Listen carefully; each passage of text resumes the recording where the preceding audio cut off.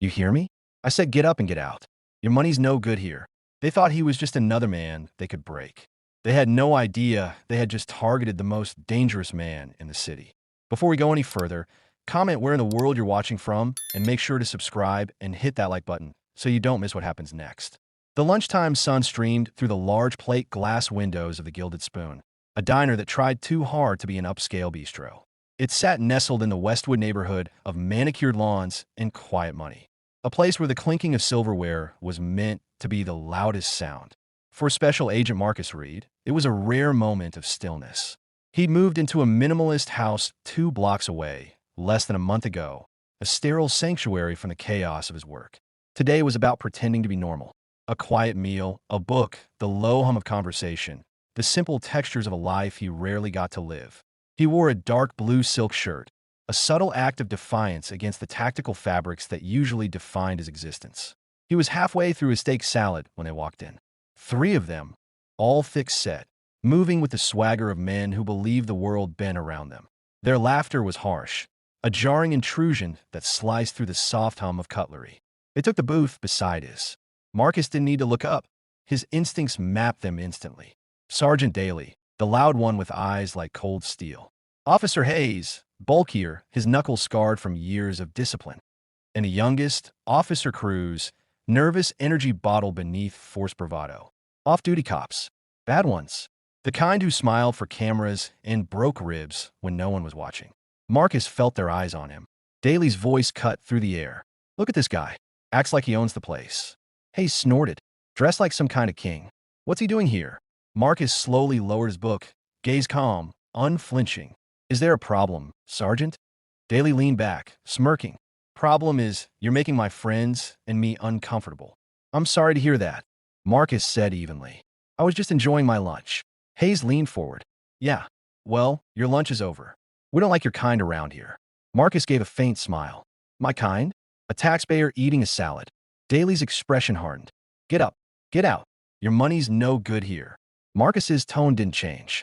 That's for the owner to decide, not you. Daly's hand shot out, grabbing the front of Marcus's silk shirt. You think you're better than me? Marcus stayed motionless. He let them drag him outside, his expression unreadable. In the alley, Hayes slammed him into the wall. Daly's grin widened. This is a warning. Next time it gets worse. Hayes's fist cracked against Marcus's cheekbone. Pain flared, metallic and sharp. The men laughed as they walked away. Marcus touched the blood at his lip, staring after them. Something ancient, cold, and methodical stirred in his chest. The stillness inside him shifted. The agent woke up. That night, he sat in his study, light from the monitor washing over his face. Personnel files glowed on the screen. Daly, Hayes, Cruz. In less than an hour, their lives were dissected, cataloged, and stored. Daly, the ego-driven bully with a record buried under departmental favors. Hayes, the enforcer, drowning in gambling debt and owed to people who didn't forgive. Cruz, the weak link, desperate to pay for his daughter's medical treatments. Marcus titled the document, Project Chimera. Then he began. The first move was surgical. A dormant file resurfaced, an old complaint about missing evidence from a drug bust.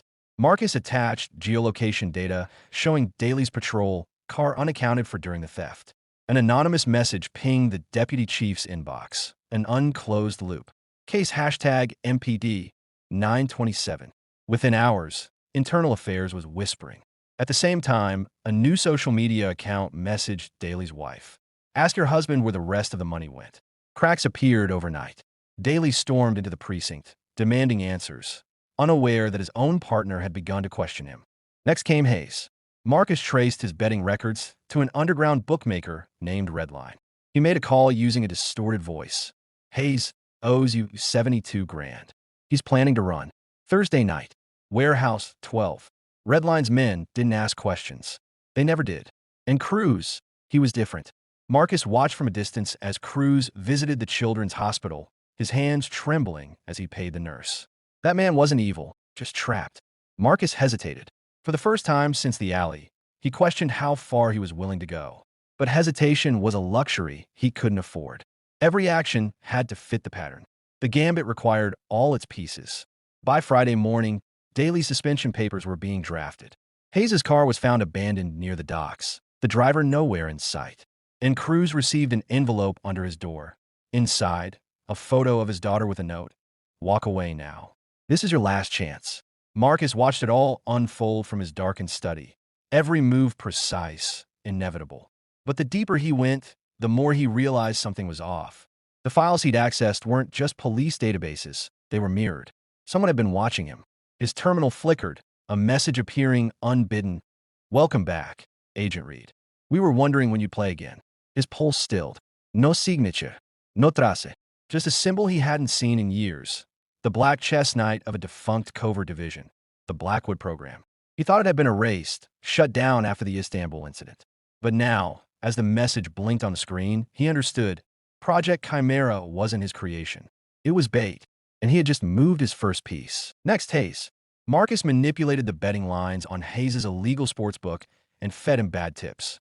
Hayes, blinded by desperation, chased his losses, quickly accruing debt.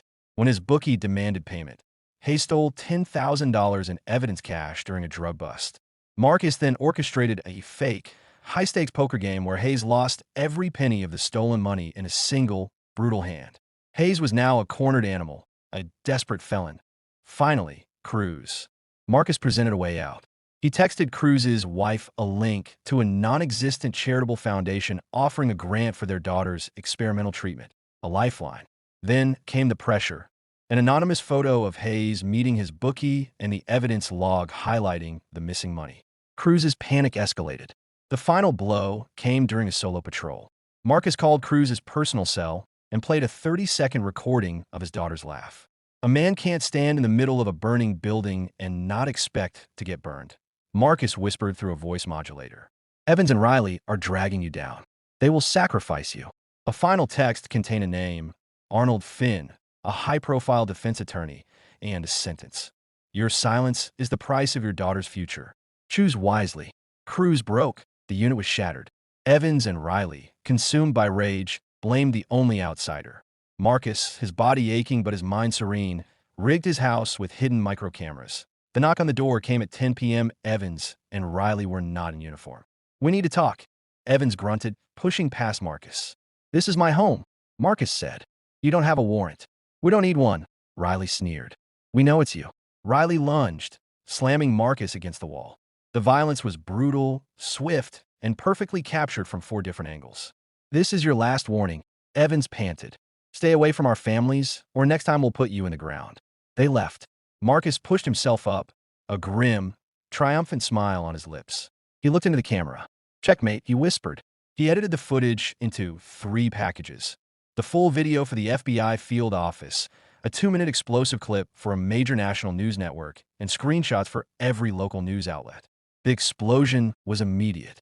Evans and Riley were national news, stripped of their badges, facing federal charges.